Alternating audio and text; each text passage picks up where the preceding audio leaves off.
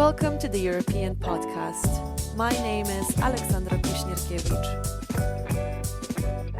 The 3rd of May marks the World Press Freedom Day. Recently, Reporters Without Borders released the World Press Freedom Index for the year 2021. This is why we decided to invite Pavol Szalai, head of EU Balkans Desk at Reporters Without Borders, to discuss the press freedom situation in Europe with special focus on the Eastern European region. Dear Pavol, thank you so much for agreeing to come to our podcast. Let's start with an overview. According to the report, press freedom is deteriorating across the globe, worsening for some not free states, combined with a negative trend among free states, including across Europe. Can you expand on these overall findings and tell us more about how it connects with the state of democracy in those countries? Unfortunately, many countries used the coronavirus pandemic as an excuse to crack down on media freedom. Overall, in 130 countries out of 180 we evaluate, governments totally or partially impeded reporting. And this is very serious because it's actually a question of life and death. There is not a better proof of how important quality journalism and trustworthy information are than this current coronavirus crisis. And we can see the many disinformation about the virus, about COVID-19, about vaccines. And in this situation, we really need press freedom and we need quality information which cannot exist without press freedom. So we believe at Reporters Without Borders that journalism is the best vaccine against disinformation. However, 3/4 of the world's population have suffered from restricted press freedom during the coronavirus pandemic. You're highlighting that the pandemic has affected the press freedom across the world.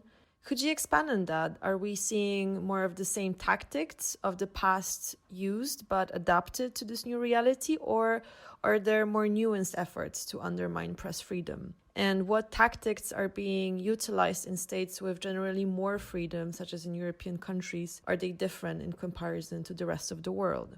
I think that the methods to reduce press freedom have been getting ever more sophisticated. In Russia, for example, the journalists have been for a long time claiming that the numbers of deceased persons because of coronavirus were much higher than the official numbers in Moscow. And finally, the authorities admitted that independent journalists in Russia were right. In Egypt, for example, only official information on coronavirus crisis can be disseminated, official information of the health authorities, and no other information. And in China, there are still persons in prison who alerted about coronavirus and discussed it in some of the independent media. So the methods are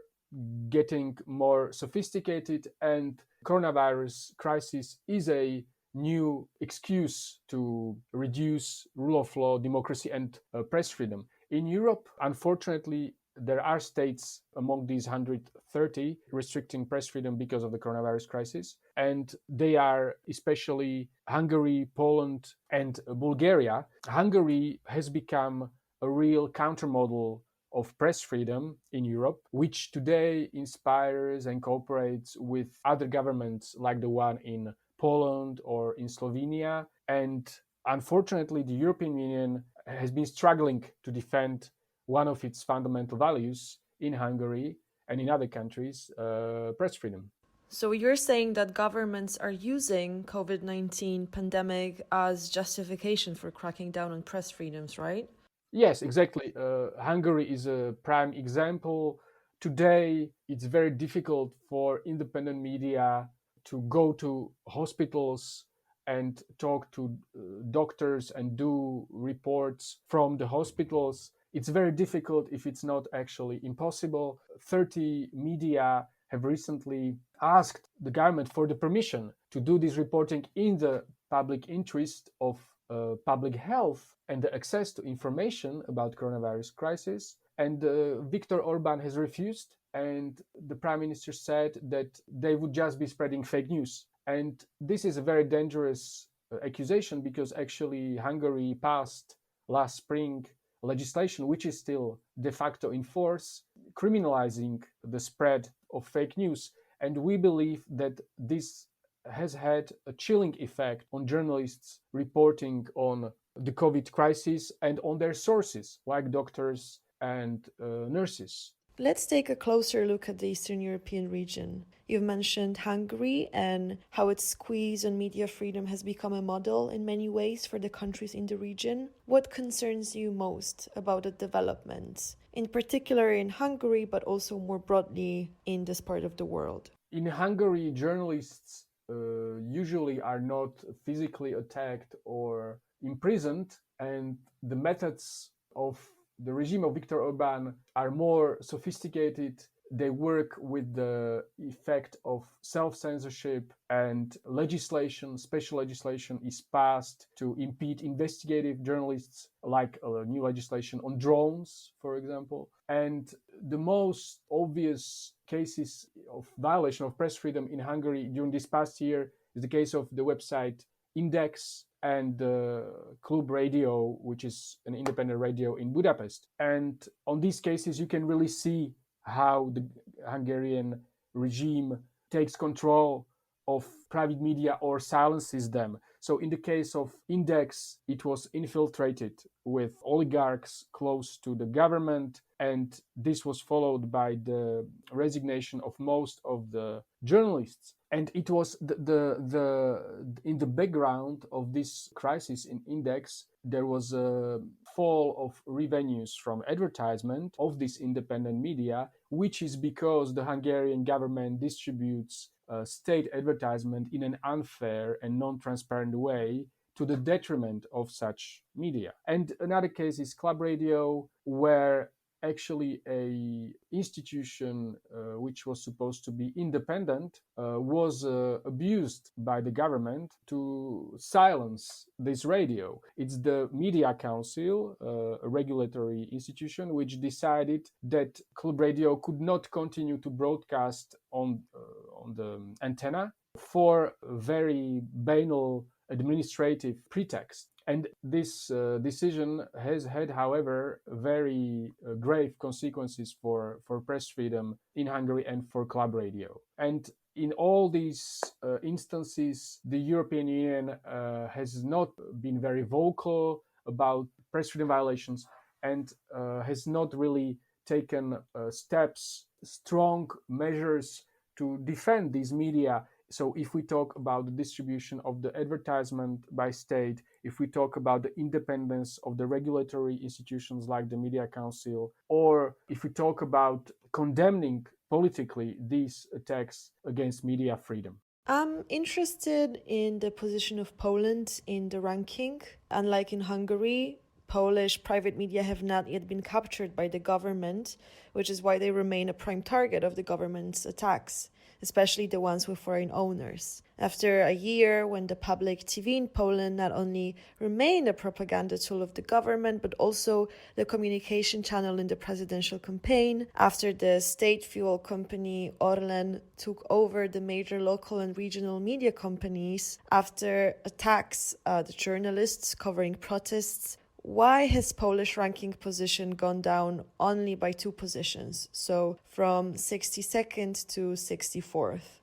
I have to say that place of Poland in the World Press Freedom Index is bad right now. It's in the deep second half of the European countries. It's worse than the position of Slovakia or Czech Republic. The situation, according to our index, has further worsened. The problems in Poland are very serious already with the public media, as we could see it during the presidential campaign. They lack independence. We could also see censorship in the public radio, and the project of repolonization of the Polish media is really something that is targeted at private media, and it is really the Hungarian method. So we have criticized this plan, and although the government has finally not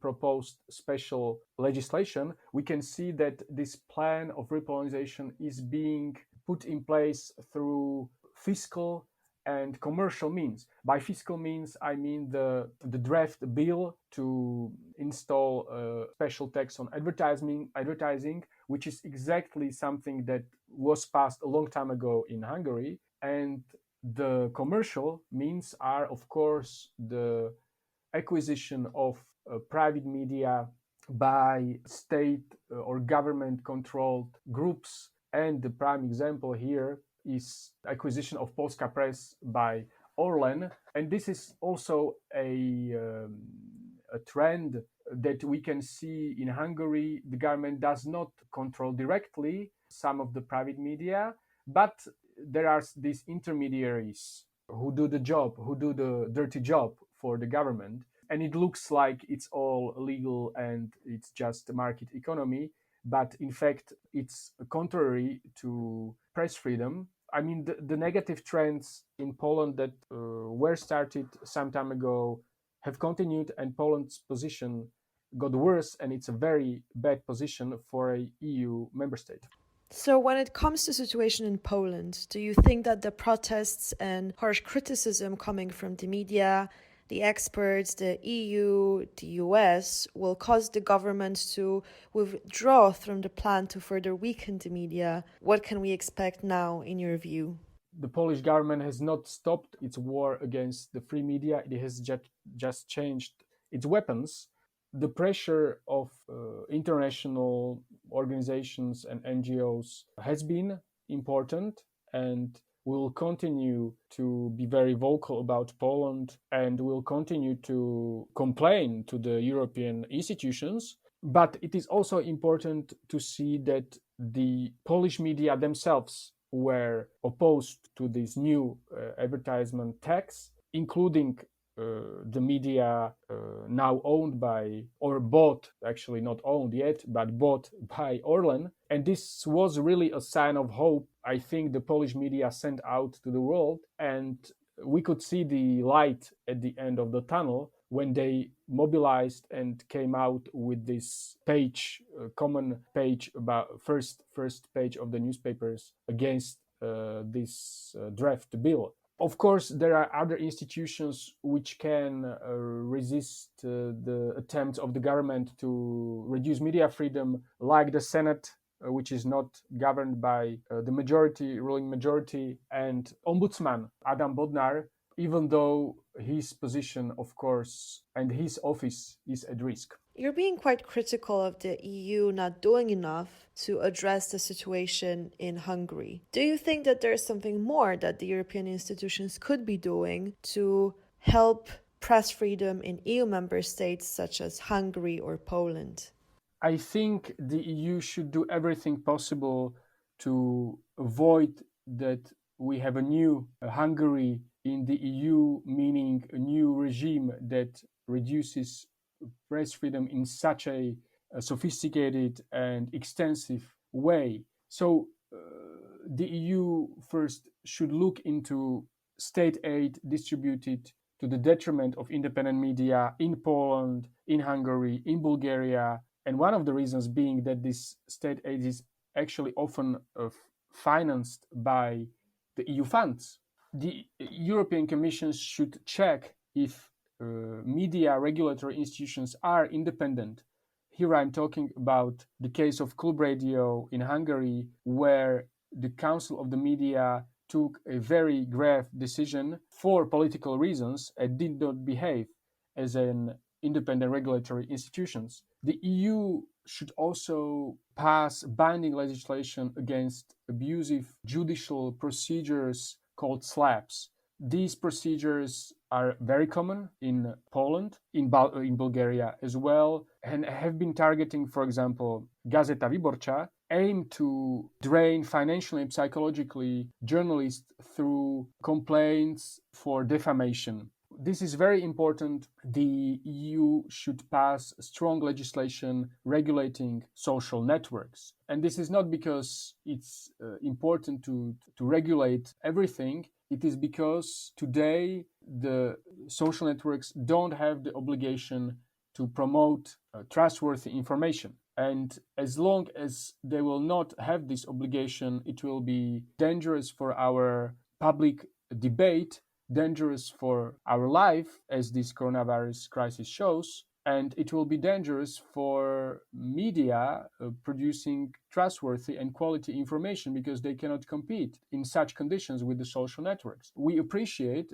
the proposal of the European Commission on the Digital Services Act, but it can be improved by including this legal obligation to promote trustworthy information.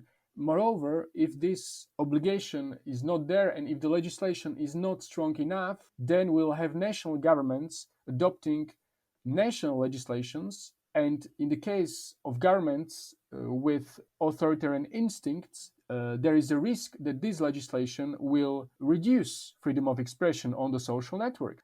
And this is the case actually of Poland, where the government has announced wanting to pass such political regulation of the social networks. And finally, I will say that European Commission has announced a new Media Freedom Act. We appreciate this announcement, and we are looking forward to learn the details of this proposal, which is supposed to concern also the public media. And it's very important that the European Commission, the European institutions, step up their action and finally, long time overdue, start defending the fundamental value of press freedom and the rights of the European citizens in Poland, Hungary, and other countries. It sounds like the European Union has very powerful tools, but they are not being fully utilized yet. At the end, I'd like you to tell us more about the situation in the Balkan region. When it comes to states like Serbia, Montenegro, and Bosnia, what are the challenges there? The report notes that an environment of intimidation and harassment inhibits journalists' day-to-day work. So could you please elaborate on that? Contrary to Central Europe, in the Balkan countries, the very physical existence of journalists is threatened. They are attacked physically quite often, and often the authorities fail to prosecute the perpetrators and sometimes even prosecute journalists themselves. So the problem of impunity of crimes committed against journalists is a big issue in all these three countries. In Serbia, we have two emblematic cases of one journalist murdered, another attacked. The journalist who was murdered in 1999, his case is still not closed and the perpetrators are still not definitely condemned. And in Montenegro, for example, the investigative journalist Jovo Martinovic is prosecuted as if he was a criminal for drug trafficking, but actually we believe prosecution is political, and Montenegro, which is ranked second to the last in the EU Balkans zone, cannot enter the EU and prosecute this journalist, Jovo Martinovic, at the same time. And finally, I will mention Bosnia. Bosnia is a transit country for migrants. However, the authorities have not done everything to protect journalists covering this important issue. And for example, the journalist Vanja Stokic was threatened on the social networks with death threats, but the perpetrator was not prosecuted and this journalist is still threatened. So the situation of the Balkan countries is very difficult, and they have to do a lot to punish crimes against journalists, protect their journalists, their public media, press freedom there before they can enter the European Union. Thank you for that overview, and thank you so much for sharing your knowledge and expertise with us. Hopefully we see some positive developments in the upcoming years when it comes to media freedom. Thank you so much, Pavol. Well, thank you very much, Aleksandra.